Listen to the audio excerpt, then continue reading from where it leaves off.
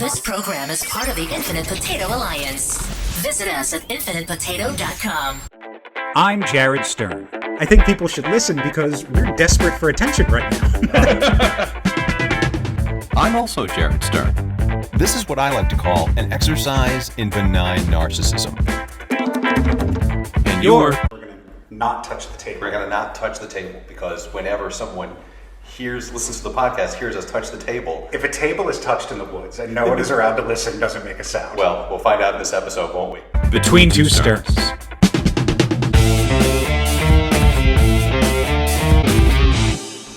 The more you tell me not to touch this table, the more I want to touch this table. So we went ahead and did that test. Uh-huh. We went ahead and just did that test, which, according to you, gets added in to the opening. What is of this every according episode. to me? You can listen to the podcast and hear it. I don't listen to it. We're doing the podcast now. I don't need to listen to it later. I just want to be gentle with it and gently touch the table. Don't touch anyway. But we didn't watch the test. Oh. We did the test, and then we didn't bother to replay the test. Oh. So we have no idea. Between Two Sterns.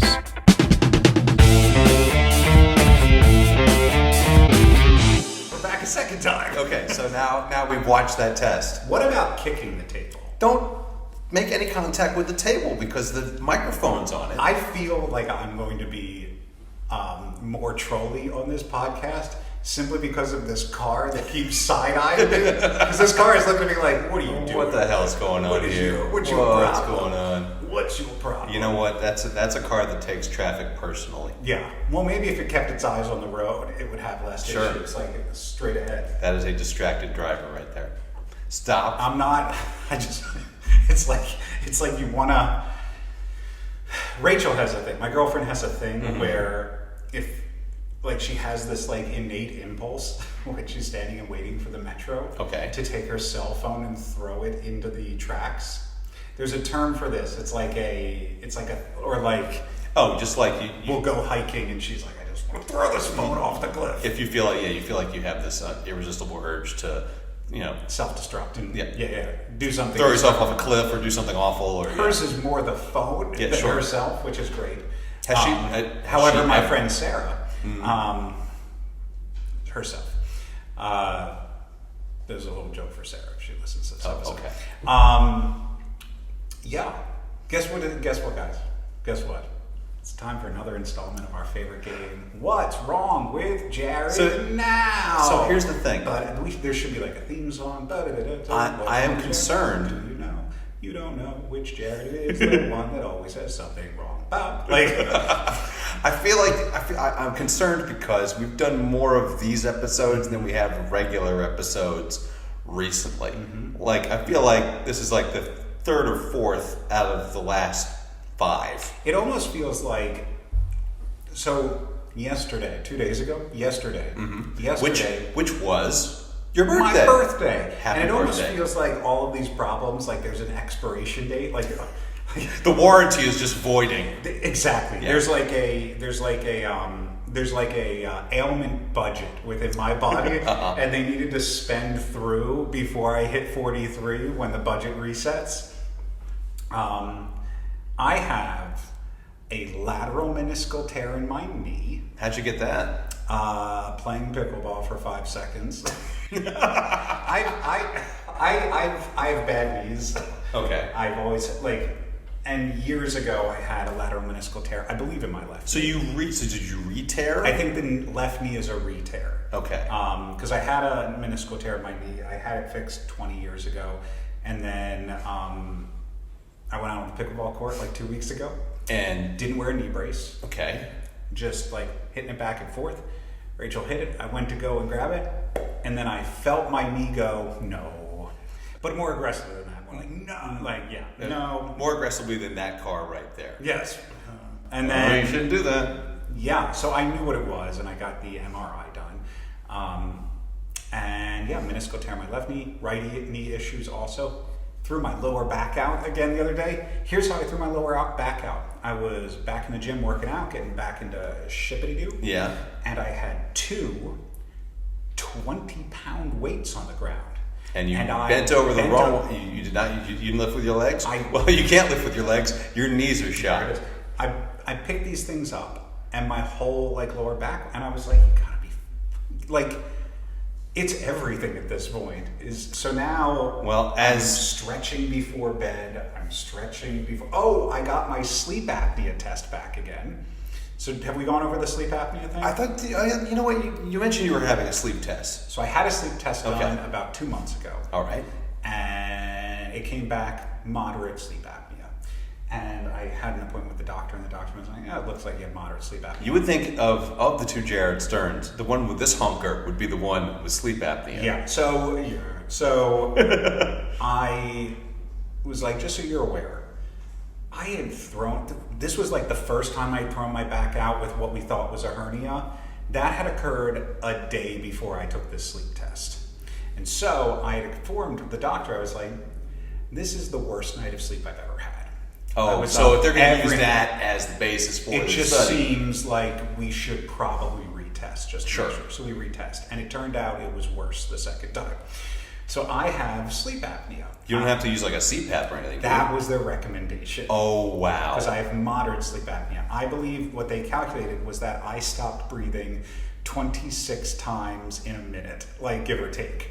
Jared. But here's the thing: I've never experienced it's brief moments of not breathing. I mean, sure. But the problem is for everything on the apnea test. By the way, I feel like this is the perfect reaction Right. for what you're describing When right you now. Everything that you're going through, this car is like, God, really? When you take apnea tests, sleep apnea tests, they give you a checklist. Mm-hmm. Do you wake up groggy? Yeah, a little bit, but Sure. sure. Do you ever fall asleep during the day? No. Do you ever fall asleep behind the wheel of a car? No. Do you ever? No. Everything on this list is a no. Okay. I don't have issues falling asleep. I can fall asleep Like that? Yep. no problem. My- Easily the most infuriating. Andrea hates it. You too? Yeah. Oh, it is a superpower that so few people have. I wonder if that's a trait that all Jared Sterns That is share. something we need to find out about other Jared Sterns. But everything around my sleep is there's no issues at all with it. Except for the, breathing through it. Well, and I'm not waking myself up. It's that Rachel can't sleep, and then I start snoring a little bit. So anyway, the problem I have is the immediate solution is jumping to a CPAP machine. Thankfully, I did some research, and there are oral guards that you can do, mouth guards that correct the alignment of your jaw. Mm-hmm. And I was like, yeah, I want to do that one. I'd much rather put the little mouth guard in my mouth. Rather than the entire Darth Vader apparatus and over also, top.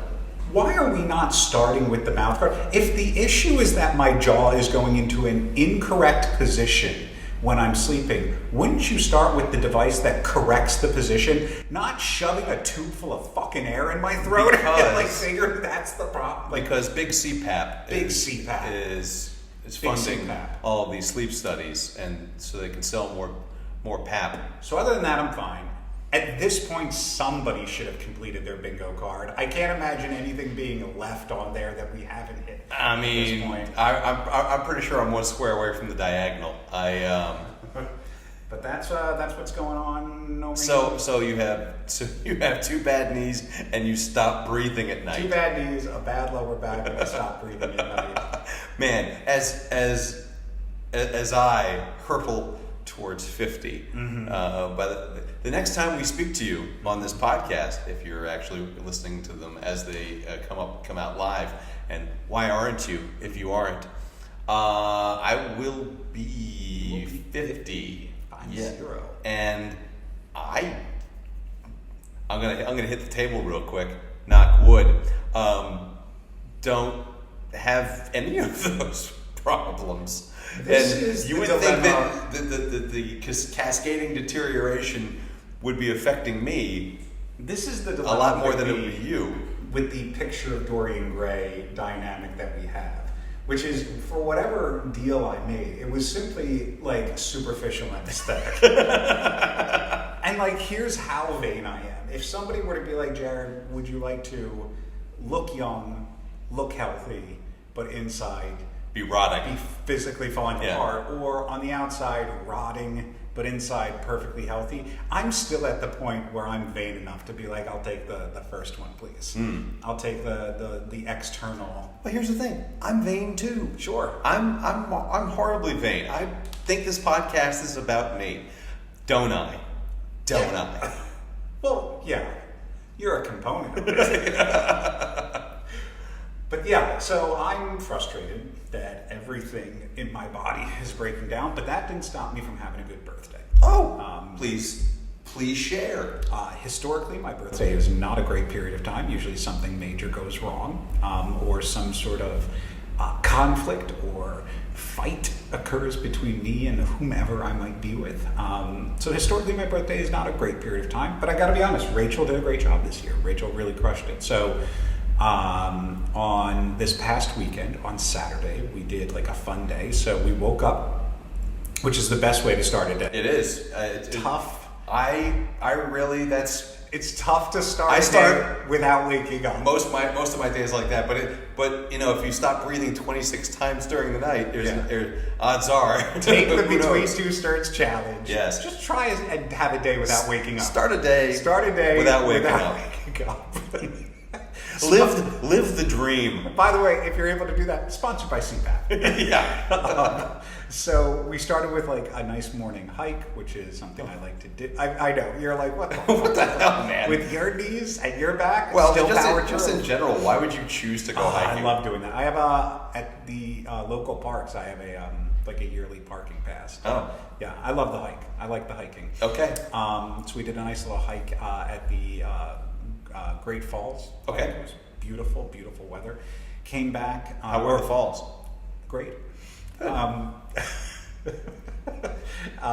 Went to a little brunch spot that we like to go to called Lazy Mike's, which is one of our favorite little brunch places. Okay.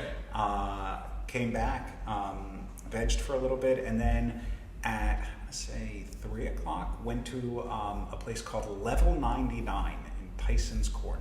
I've heard of this place. So Level 99, think of combine escape rooms okay with live action video games. Okay. With like survivor puzzle challenge type of stuff. So it's just an escape room? No, because the rooms themselves, you're not escaping. You're just trying to complete whatever the challenge is. I see. So you get a little wristband. Mm-hmm. You create your gamer, your name and your ID and whatnot. You go to a room and you can like look on the door to get hints as to what the room is, or you can be told exactly what the room is.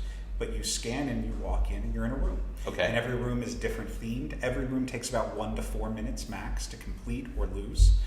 And you can lose? Oh yeah. And so like one of the rooms we walked into and we didn't realize you're not allowed to touch the ground.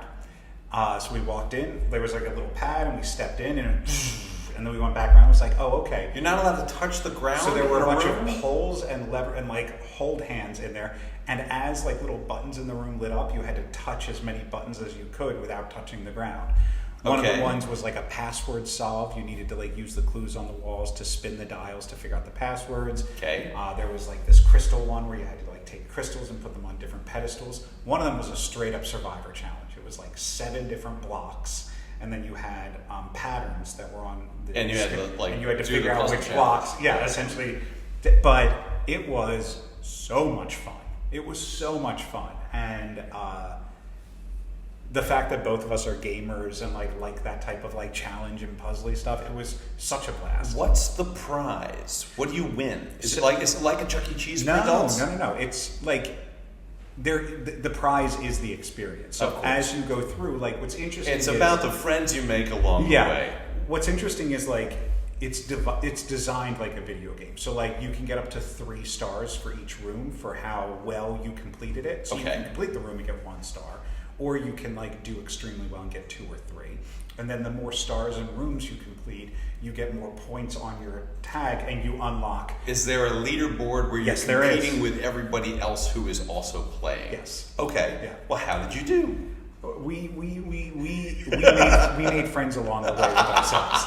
Honestly, it was one of the best like those types of environments experiences I've ever had.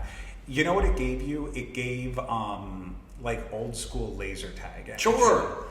When I was a kid, way back in the yonder days. So do you remember? So obviously you remember laser tag. Oh yeah, love laser But tag. there was a competing brand to laser tag that was the Pepsi to laser tag's Coke. Do you remember what that was? Was it Tag Laser? No. No, what it was it? called Photon. No, I've never heard of Photon. So again, it's like laser tag. It's, you know, you're in like an obstacle course like environment. You've got the helmet, you've got the battery belt, you've got the gun, whatever, and you're going around trying to zap targets. So my next door neighbor at the time bought or invested in the Photon brand. Ooh, that's and rough. owned a Photon. So we would go, and it is like at the time, like I'm so happy that the technology has gotten smaller. Yeah. I'm so happy that everything has streamlined and gotten to the point where things are not so goddamn clunky, because holy crap, They like, were bulky. it was super heavy, super bulky. You had helmets that like were bigger than NFL helmets. Yeah. You know, you had to wear the big chunky sensors. Yeah. You had the guns themselves were gigantic. Enormous, yeah. And you had this battery pack that weighed, I'm not lying, like 25 pounds, maybe. And we were like 8, 9. Okay, I've never been to a Photon, so I think laser tag, outside of having just better branding, probably had lighter weight stuff. It's by the time possible, I got yeah. into it. But yeah, who came up with Photon as a name? I don't know. Photon is it has to do with lights and photons or the I'm not a physicist. I don't know how these things This work. is But just- a photon is a scientific name of a light. This is just the marketer and we didn't have social media. We had no way of educating Photon. What is it? It's tag With lasers. light. It's So we should call it's like it duck hunt. laser tag. Nah, it's Right. stupid. No. Let's call it Photon. Well, all right. Our soda has cocaine in it. We're calling it Coke. Yeah, So- well, it explains. right. That's why Pepsi did Coca-Cola. never quite. I heard about a Pepsi situation. Have you heard of the 349 in I want to say the Philippines? The 349. What is it? So is that like Pepsi, a gang? Pepsi ran a campaign back in I want to say 80s, 70s, 80s. Sure. Coke had market dominance everywhere, and I just saw this online. So I want to say it was the Philippines. I could be wrong. Okay. We probably are. The concept of what I'm talking about. I don't know if you've heard this show before, but we probably are wrong. We have not done any Jaredactions. Jaredactions. Jaredactions. Oh my God! How is that the first time Is that the we've first ever time? used that phrase? Yeah. Oh, we should totally be Jaredactions. using that for correcting how wrong we are. Well, Jaredaction. Yeah. Is that the first time we've that come up took with that? 149 fucking episodes to come up with that. Well, 148. We needed to be wrong on the first episode first. yes, sure. We So- needed to set a precedent of how wrong we were before we got to that. But what happened was Pepsi had run a really popular campaign in the States where it was like every cap had a number underneath it. Oh, sure. And if you got the number right, you would win $1 million. Okay. And it was like this, and they were just trying to blitz Coke's market dominance. Sure. So they ran it. It was so successful that they ran it, or maybe it was a similar campaign they ran in the States, but they really wanted to blitz into the Philippines. Honestly, the Philippines. So they did the campaign in the Philippines. Find the number, get $1 million. This is the How big is the number? Was it just 349? 3 numbers, 3-digit number. 3-digit number. And But- if you find the number under the bottle cap, you win. They did it with the drawing, and then what was it? It was. The car is very skeptical It about was it being in the Philippines. It was so popular that they ran it for like 4 weeks. They extended it for another like 5 weeks because it was just like chunking out Pepsi. Anyway, they do the drawing, and the number is 349. Mm-hmm. The problem is Like everybody has the number. the manufacturing company fucked up and printed how many 349s do you think they printed? Probably an entire shipment. A gross. Give me a number. 120. 800,000. Okay. Oh my goodness. 349. Wow. That's impressive. Pepsi owed somewhere around $3.5 billion because of Wait a minute. So you win $1 million if you if get you it? have the number. And there were 800,000 of them. So what Pepsi So that's decided, way more than $1 billion. So what Pepsi decided to was it 800,000? Hold on. Well, 800. So 1,000 million is a 1,000 million is a billion. So first of all, it was the Philippines. So $800 billion would be if it was 800,000. Yes. So it was in 1992. Okay. Oh, it left like 5 people dead. That's right. Why? Because there were riots? Yeah. When the number 349 was announced as the winning number, an estimated 800,000 people claimed their prize. But Pepsi backtracked, saying, okay, well, we're just going to distribute the money out, so everyone with a 359 would get $500. And they rioted. Yeah, I would too.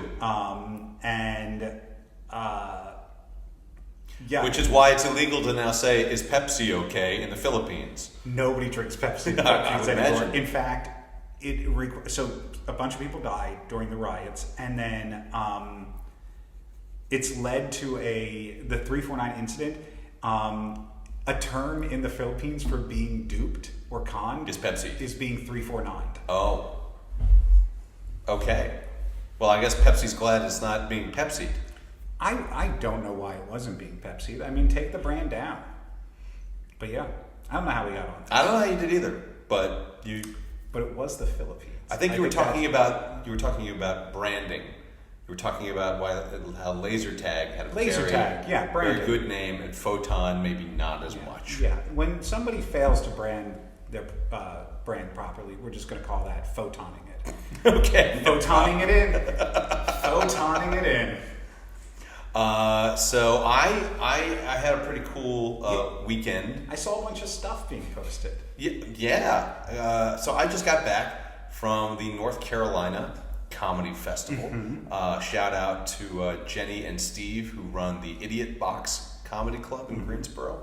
They hosted roughly about 160 comics at their club over the last week. Mm-hmm. I was there from Thursday through Sunday, did a couple of shows. There was so much goddamn talent on that stage throughout those days. And because this Jared Stern was there. That's how much talent. Well, he was listen, I've been doing this a long time. And there were comedians of every conceivable level. Yeah. Oh yeah. I've been cutting up for 50 years, guys. Yeah. But almost half my life. Umbilical cord in the womb, just wrapped around like a microphone. Hey, who's from out of the womb? Is this thing on? Hey, can you guys hear me out there? that's an image. Thanks for that. Scar. Anyway, so met comics from all over the country, like L.A., Nashville, Maine, almost all the 50 states. The big three, you know. The big comedy cities. Nashville, LA, the big comedy states. You know. It's like the Delaware moment. Hi, we're in Delaware. We're in Delaware. Anyway, we met a lot of really cool comics, but from every conceivable level of comedy, and also just like age range. So I was not the oldest person there. There were a couple comics there that were like in their 70s, but I also met comics who I've been doing this longer than they've been alive. 50 years. 50. So when I was in high school, I had a math teacher named Mr. Grooms. And his big thing was, I've been teaching this class for longer than you've been alive. Now, when I was in high school, or when you're just a younger person and you see an adult in a position of authority, I think you maybe advance their age forward. Like, I don't know how old Mr. Grooms was at the time. Sure. But he only had to clear the bar of a high school student who was between the ages of 14 through 18 maybe? Okay. That's how long he'd been teaching that class. 38 gets him above the bar. 38? No. How would that... Let's assume he graduated at the age of 20, 22. His age being 38 Yes. gets him above the bar. Yeah. Yes, okay. So what I'm saying is, I was talking to comics who were like 22, 21, and when I started doing stand-up, they were not even an idea. Yeah. They were not even a concept. But it was just really cool just to rap with these people, meet new people, and just hearing all the different, like, everyone was great. Every show was packed, so every show was like a showcase of like 12 or 13 comics. Everyone's doing 5 minutes. Everyone's just doing a 5-minute set, bang, bang, bang, bang, bang, and the environment for it is fantastic. It's a intimate little performance space. Great mix of comedians and civilians in the audience, and everyone's there to have a good time, and everyone's being super supportive, and everyone's fucking killing. Now, what this does, but what? No, I'm waiting for. Oh, there is no but. Well, there is way too positive. Here's the thing. As it was happening, there was a big but, and I cannot lie. Oh, you're trying to get the car's skeptical as well. Yeah. Here, like when like 7 or 8 comics in a row are killing, and I'm the next comic. Yeah. My imposter syndrome is in overdrive. Like, I was like, oh great, I have to follow that and that and that. Wonderful. And then I just got up and fucking did. And then you killed it and raised the bar a little bit more. Yeah, no, this is my 3rd time doing the festival. 3rd year in a row. And Jenny and Steve have been super supportive. They've had me back to headline. In fact, I'm going to be back in November to headline the club. So, but I made a very good impression among the comics that were there and among the management at the club. And I also met people who run clubs around the country. And so hopefully that networking leads to something. But it was just like everyone who does stand-up comedy on some level is broken. We are just a bunch of misfit toys. There's a little screw loose, there's a little piece missing. But during this festival, everyone just kind of fit together really nicely. Yeah. And it was great. And it was a lot of fun, and the weather was gorgeous, and I ate at one of my favorite breakfast places in Greensboro called Scrambled, where they have a fried chicken Benedict. And it is absolutely fantastic. Do yourself a favor if you're ever in the Greensboro area. Scrambled is the way to go. Got some headshots taken. What are we looking at? Kintsugi. I'm sorry? Kintsugi. I'm definitely not pronouncing that right. Or Kintsukori. What the hell are you talking about? Shh. John Irons, you're already there. I know you, buddy. You're like, actually, you're pronouncing it wrong, but you know exactly what. Good eye, John. Okay. Well done. Those of you who also know, give a moment, because well done to know as well. It is an art form that mends broken ceramics with lacquer mixed with powdered gold. Okay. Highlighting and celebrating the breakage as part of the object's history, rather than concealing it. Well, that's beautiful. And your description of just a comedian's psyche in the presence of other comedians reminds me of kintsugi. Wow, I had never heard of that art form before, but that's an amazing pull. And it is pronounced. It looks like it's pronounced kintsugi. Are you doing a how to pronounce this Japanese word designating the Japanese art of repairing broken This reminds me of charcuterie. areas of Do you remember? breakage with lacquer, dusted or mixed with powdered gold, silver or platinum. This is a word composed of 2 Japanese words, This is ken, exact. which means golden, and tsugi, meaning joinery or repair. Hit me with so it. literally, golden joinery. Kintsugi. Yeah, that is not a difficult word to pronounce. And yet, I still pronounced it correctly. Right, but it's not a difficult... And despite all odds. Despite of it not being a difficult word to pronounce. Despite those odds not being against you in the slightest. I still managed to come ahead on it. Wow, way to overcome no odds whatsoever. You know what? The thing about expectations is if you set the bar low enough, you can just step right over it. Just trip right over it into success. Welcome to my life. Yeah. Welcome. I make sure the bar is limbo champion low, and then I just step right over I it. wish I had the knees to step over it at this point. I just need to put it on the ground and roll my decrepit body over it. Just kind of Fosbury flop. Exactly. Go limp, fall over the bar. Yeah. But that's great. I really like that you had a great time. Yeah, it was fantastic, and I can't wait to go back and headline the club.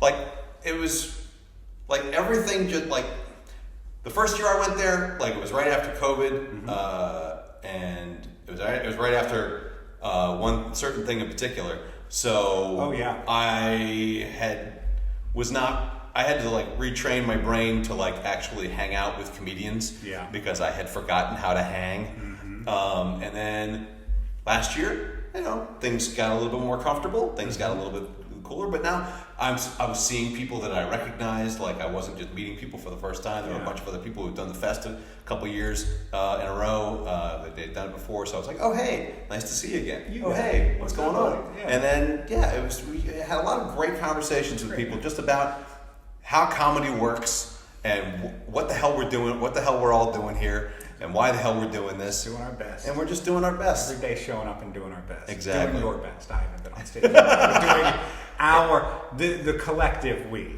At some point, one of these days, we're going to get you, and if it has to be sit-down comedy, we'll see how you're doing. We should do a live recording of the podcast. Do you want to know who's been clamoring for that? Who?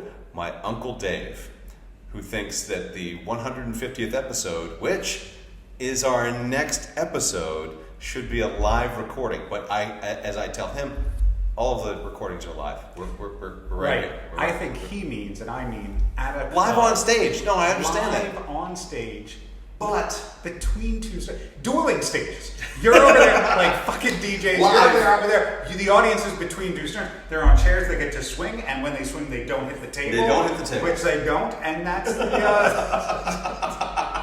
Listen. Maybe when we get to episode 200, we will have established a following that we can 5 years from now. 5 years from now. Episode 200. As we go through what? 50, well, if we're at the pace of 15 a year, it'll be a little bit. The reason why is people have gotten too greedy. Oh, sure. They've assumed that we're there for them. And so now we're just setting new boundaries. And those boundaries is you don't have access to us every week. No. You don't have access to us all the time. We've gone to therapy, both on the show and me privately. This show has been therapy. This is setting boundaries for us and for you. Though welcome back to my mom who's listening to the podcast. So guys, next episode will be episode 150. We can't promise when that'll be, but it will involve me emailing writer-director Jared Stern and finding out his availability. But in the meantime, you've got 149 episodes. 149. We're not promising anything for knowing 149. You know what? Episode 200, live on stage. Episode 349. Yep. We will give $1 million to every listener who has listened to the episode. So all you got to do is wait. Philippines excluded.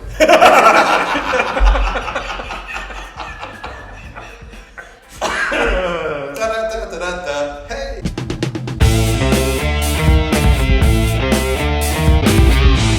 Hey everybody, thanks for sticking your ears between two sterns. Please leave us a 5-star review, even if it's a sarcastic one. Be sure to follow us on Facebook, Twitter, and Instagram. Have an idea for the show, or are you also Jared Stern? Shoot us an email. You can find links to everything at jaredstern.com.